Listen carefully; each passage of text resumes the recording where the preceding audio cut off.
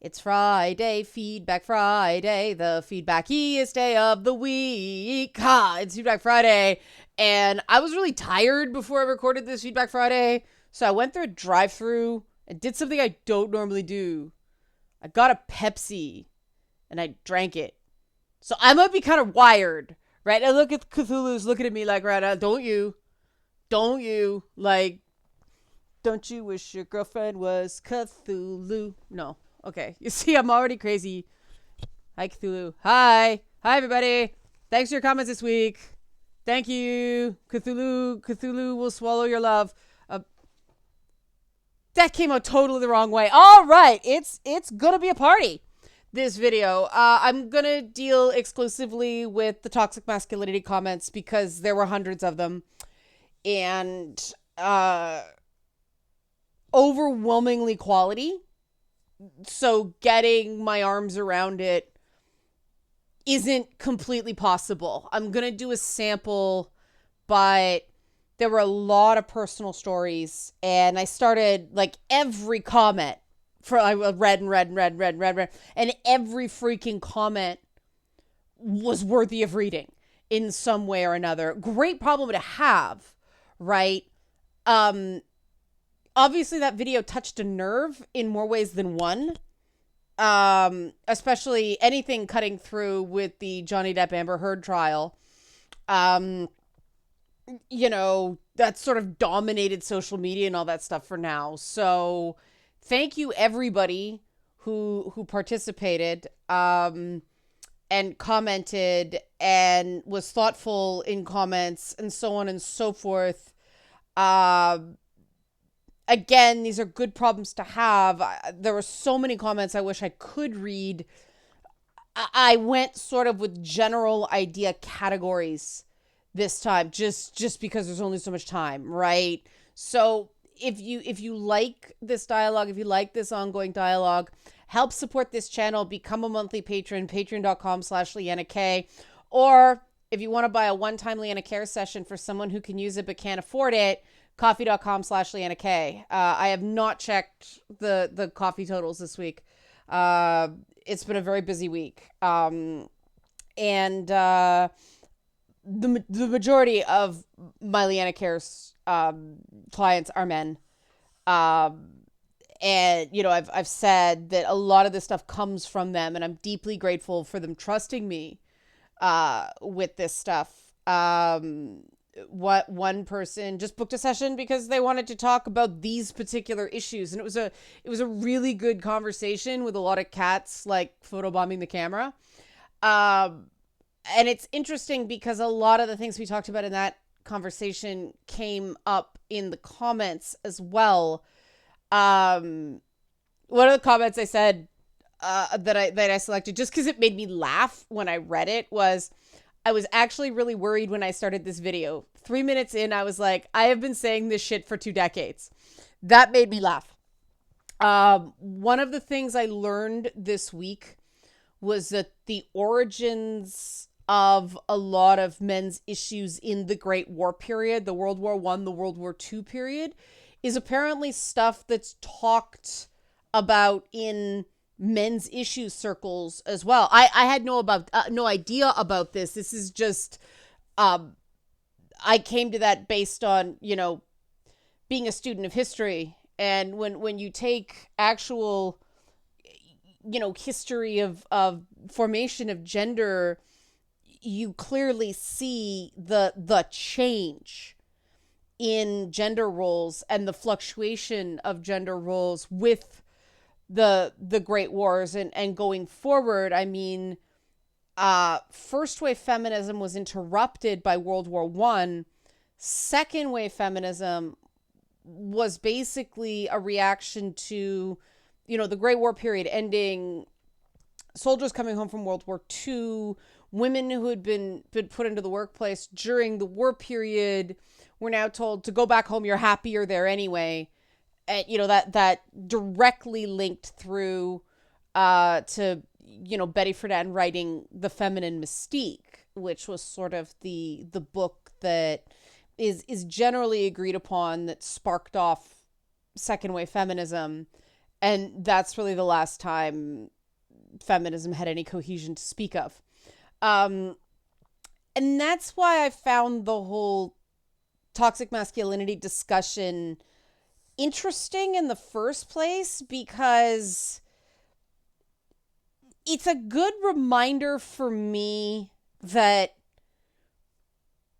for me, words are things that represent concepts. Terminologies are things that represent concepts.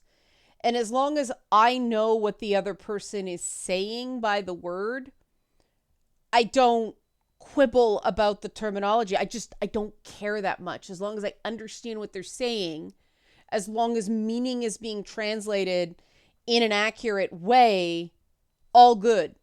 You know, one of the conversations I had this week, I stopped the person I was talking to, and I said, they were talking about the term justice.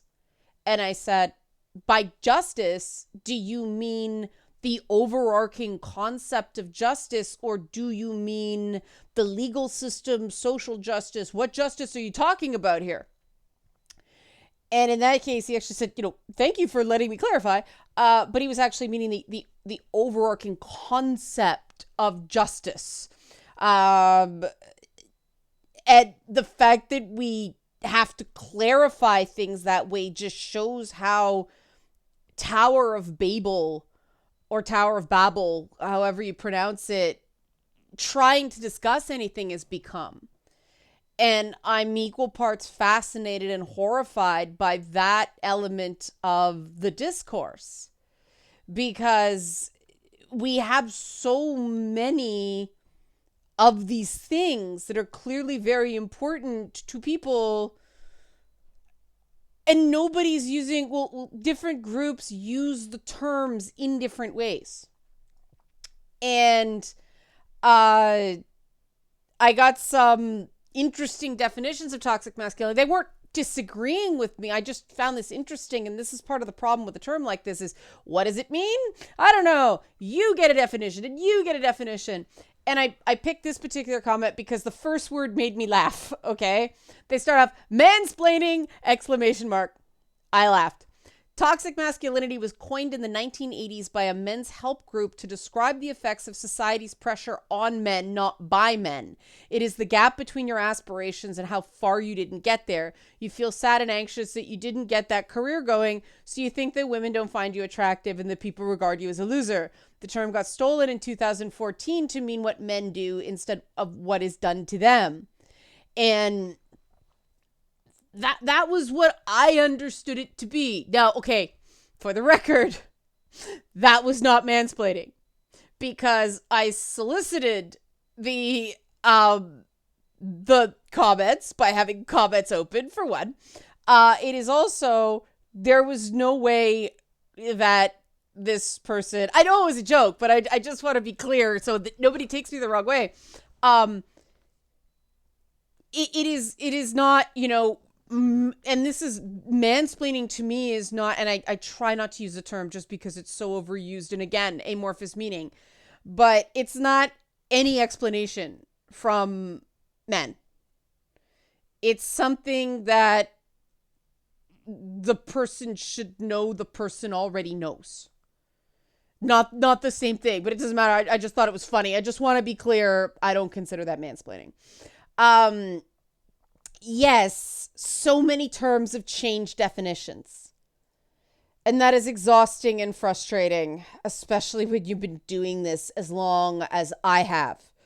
I have been doing this long enough that the term problematic changed meanings. And I get that language evolves, but there seems to be something almost, I don't say deliberate because I can't prove that. But there are active pressures on language changing in almost an Orwellian way, right? There's this real, and talking about authoritarianism in language is loaded this week because of the whole Sports Illustrated swimsuit issue, Jordan Peterson thing. And I actually thought that cover model was very pretty and kind of sexy, and it wasn't even a particularly good photo. I Googled her. What was her name? Numi Yu or something like that. I Googled the photo. I Googled her. There are far better photos of that model out there. Just saying. You're welcome. The thirst is real.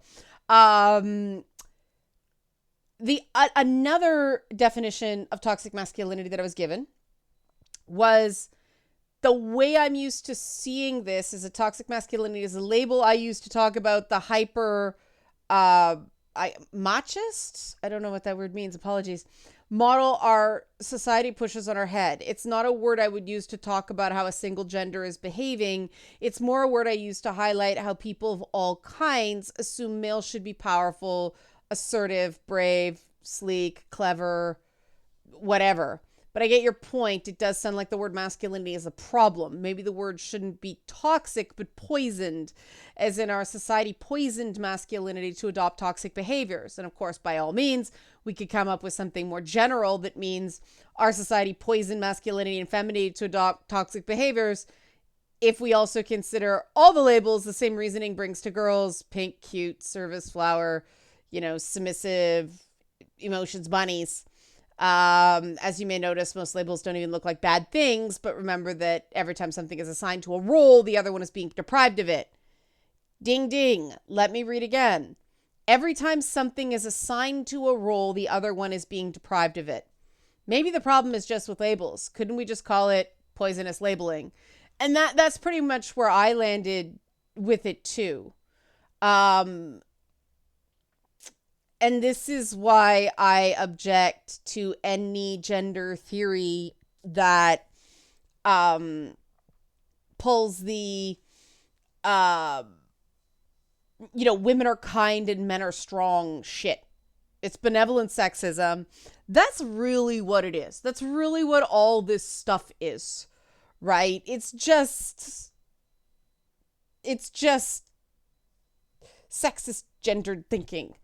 It's just you're this group of human, so you have these personality characteristics, and all that does is, like, I go back to Foucault and punitive norms. It just punishes people that don't approach that ideal state. And the thing, you can't. It's this double whammy. Right? Because we have these assigned traits, these alleged big five traits that people claim don't change throughout your life. That's bullshit, for one. They can change. But even like career training, even like anything, apparently they're asking for people's Myers-Briggs personality type on job applications, and there's this whole 9-box thing and personality traits and measuring potential and all that shit. And the whole idea is that these characteristics are somewhat immutable. And so, men are supposed to be the active, women are supposed to be the passive, women are supposed to be agreeable, men are supposed to be less agreeable. And yet now we have these personality things where, extroversion is considered a good thing. Introversion is not, agreeableness is, I don't know, that's the one that goes back and forth, right? But then you have things like neuroticism. And it's a terrible word. I wish they'd change the word to something less loaded. But even then, one person's neurotic is another person's attention to detail, and people on the neurodivergent spectrum get whacked on that one because of the way the questions are worded. And I do not understand. Well, cynically, I do understand it, but in my gut, I don't understand this social tendency, this desire to put people in boxes and then pick winners and losers based on the somewhat arbitrary boxes they put people in, right? Because my attitude is, it takes all kind to make a world. Like, the people I work with on the autism spectrum love tasks that I can't stand and make my eyes glaze over. and bless them for it. They can do it and enjoy it. I don't have to, right? Other people who are far more extroverted, who like going around and talking to people and stuff, awesome. They can do it. I don't have to. Thank you. I have learned to fake extroversion because I am a performer, but oh my God, too much talking to large groups exhausts me. It just does. That's just, I can talk to people one-on-one and they're deep, meaningful conversations, and I am great with that. But groups where you have to appeal to the masses, my God, even YouTube wears me out sometimes. It's just too much stimulus. And I am aware that I am allowed, socially permitted, a level of introversion that a lot of men aren't because of this take charge thing, right? Now, I get smacked on the agreeableness thing because I'm a pretty agreeable person by male standards. You know, my socialization is leans more that way. But by feminine standards, I'm horrendously disagreeable. It's like, why should it be that different? Why are some behaviors considered more acceptable for men than women, and some behaviors are considered more acceptable for women than men? How the fuck is this equality? Equal sign. How? And then you get into complementarian worldviews and everything like that. And that was a good moment where, you know, I was talking to somebody who comes more from the men's issues side of things. And, you know, I said the problem is we all basically agree that we want a more equal world. The problem begins with, what does a more equal world look like? That's up to interpretation, right? And the problem of measuring opportunity indirectly through measuring outcomes, because it's very hard to measure opportunities, right? Opportunity is somewhat a subjective thing. And so we all sort of agree that equality of opportunity plus merit is the ideal, but how do you measure any of that? This is the problem. And this is why we have to have these conversations, right? And this is where we get into, this came up a lot, this next sort of paraphrased comment. It came up in private discussions. It came up in public discussions. It came up in comments. Men don't show emotion, or what is only socially acceptable from them is anger. That's paraphrasing my statement. They said, this statement is mostly true. What's missing is the context as to why this is. Men do show the full spectrum of emotions when it is safe for us to do so. Sadly, most of us have no time or place to be able to do so. And I think that's where my perspective on this is a little bit skewed, because that's the thing. I have relationships with, you know, a lot of male friends, and it is safe. It is okay. They get comforted if they have moments. And, so, you know, my sample is skewed about how rare or not rare this is. And I mean, this is something we can do, right? This is something we can fix. How do we create these opportunities, these spaces? And I don't think, I really disagree with the radical feminist approach here, because gender segregated spaces don't guarantee a good reaction. You can't guarantee that just because it's a room full of men, certain men won't mock other men. You can't guarantee that just because it's a room full of women, it'll be a supportive environment. Oh Lord, every baby shower I've ever gone to, and some engagement parties and wedding showers, that is female on female social aggression to a terrifying extent. Segregated spaces don't solve the problem. And it doesn't it doesn't give the positive experiences with the opposite gender required to soothe somewhat the negative experiences, right? They've got to be areas that there are certain ground rules to receptivity to emotions from anyone. And personally, I think the only way that works is if everybody is held to the same standard.